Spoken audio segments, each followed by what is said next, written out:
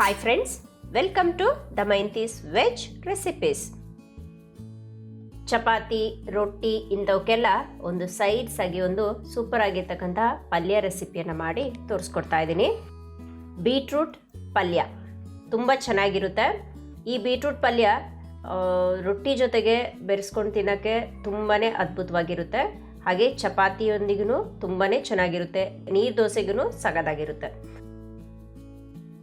Very simple ಮೆಥಡಲ್ಲಿ ನಾನು ಬೀಟ್ರೂಟನ್ನು ಬಳಸ್ಕೊಂಡು ಪಲ್ಯ ಹೇಗೆ ಮಾಡೋದು ಅಂತ ಕ್ವಿಕ್ಕಾಗಿ ಮಾಡಿ ತೋರಿಸ್ಕೊಡ್ತಾ ಇದ್ದೀನಿ.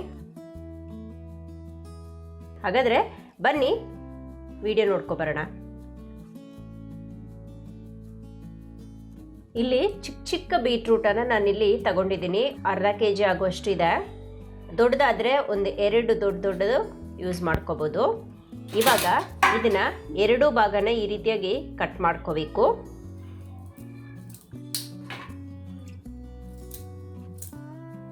ಕಟ್ ಮಾಡ್ಕೊಂಡ ನಂತರ ಈ ಸಿಪ್ಪೆಯನ್ನು ಚಾಕುವಿನಿಂದ ಈ ರೀತಿಯಾಗಿ ತೆಗಿತಾ ಇದ್ದೀನಿ.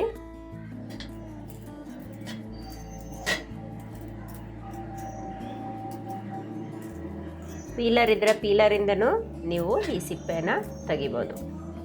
ಈ ರೀತಿಯಾಗಿ ಸಿಪ್ಪೆನೆಲ್ಲ ಕ್ಲೀನಾಗಿ ತೆಗೆದು ನೋಡಿ, ಈ ರೀತಿಯಾಗಿದೆ. ಇದೇ ರೀತಿ ಎಲ್ಲ ಬೀಟ್ರೂಟ್ ಸಿಪ್ಪೆಯನ್ನು ತೆಗೆದು ಒಂದ್ಸತಿ ನೀರಿನಲ್ಲಿ ತೊಳ್ಕೊಬೇಕು. ತೊಳೆದಿಟ್ಕೊಂಡಿದ್ದೀನಿ.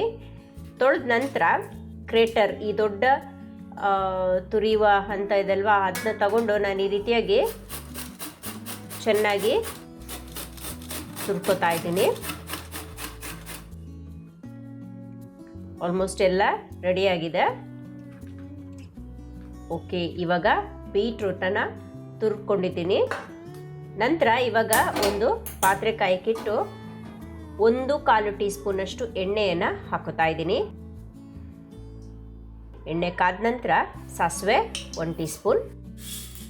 ಸಾಸಿವೆ ಕಾದ್ಮೇಲೆ 1 ಟೇಬಲ್ ಸ್ಪೂನ್ ಉದ್ದಿನಬೇಳೆ, ಸಿಪ್ಪೆ ಇರ್ತಕ್ಕಂತಹ ಉದ್ದಿನಬೇಳೆನ ನಾನಿಲ್ಲಿ ಬಳಸ್ಕೊಂಡಿದ್ದೀನಿ.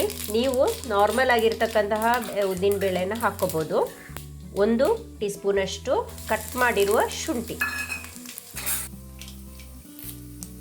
ಕರಿಬೇವಿನ ಎಲೆ ಸ್ವಲ್ಪ, ಇವನ್ನೆಲ್ಲ ಎಣ್ಣೆಯಲ್ಲಿ ಚೆನ್ನಾಗಿ ಹುರ್ಕೋಬೇಕು.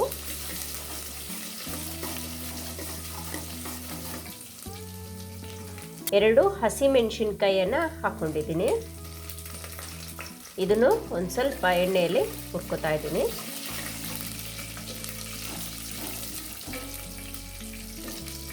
ಶುಂಠಿ ಒಂದು ಸ್ವಲ್ಪ ಚೆನ್ನಾಗಿ ಫ್ರೈ ಆಗಬೇಕು. ಓಕೆ, ಇದೀಗ ಫ್ರೈ ಆಗಿದೆ. ಇವಾಗ ತುರಿದಿಟ್ಕೊಂಡಿರ್ತಕ್ಕಂತಹ ಬೀಟ್ರೂಟನ್ನು ಹಾಕೋತಾ ಇದ್ದೀನಿ.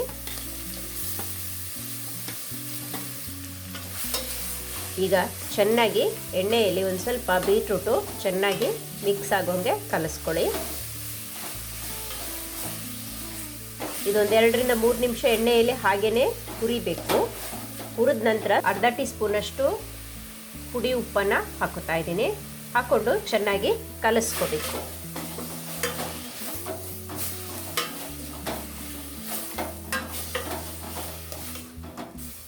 ಕಲಿಸ್ಕೊಂಡಾಗಿದೆ.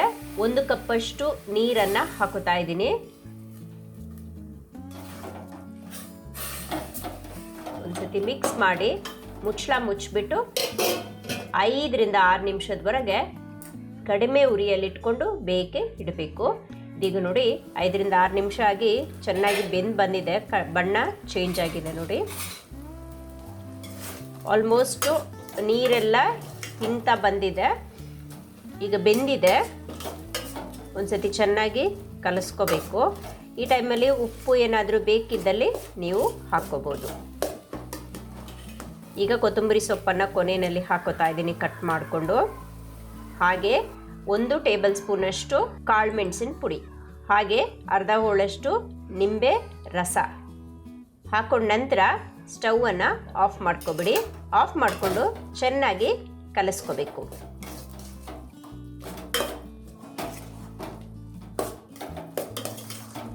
ಇಷ್ಟೇ, ವೆರಿ ಸಿಂಪಲ್ ಬೀಟ್ರೂಟ್ ಪಲ್ಯ ರೆಡಿ. ಇದು ನೀವು ದಿಢೀರಾಗಿ ಮಾಡ್ಕೋಬೋದು. ಈ ಬೀಟ್ರೂಟ್ ಪಲ್ಯ ಅನ್ನದ ಜೊತೆಗೆ ಕಲಿಸ್ಕೊಂಡು ತಿನ್ನೋಕ್ಕೆ ತುಂಬ ಚೆನ್ನಾಗಿರುತ್ತೆ.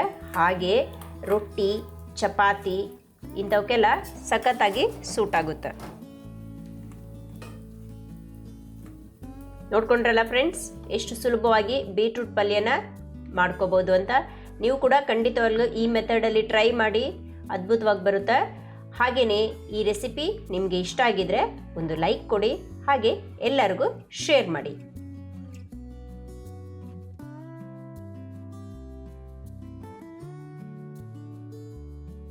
ಇನ್ನು ಈ ರೀತಿಯಾದ ಡಿಫ್ರೆಂಟ್ ಆಗಿ ಟೇಸ್ಟಿಯಾಗಿರ್ತಕ್ಕಂತಹ ರೆಸಿಪೀಸ್ ಬೇಕಿದ್ದಲ್ಲಿ ದಮಯಂತೀಸ್ ವೆಜ್ ರೆಸಿಪೀಸ್ ಚಾನಲ್ನ ಸಬ್ಸ್ಕ್ರೈಬ್ ಮಾಡಿ.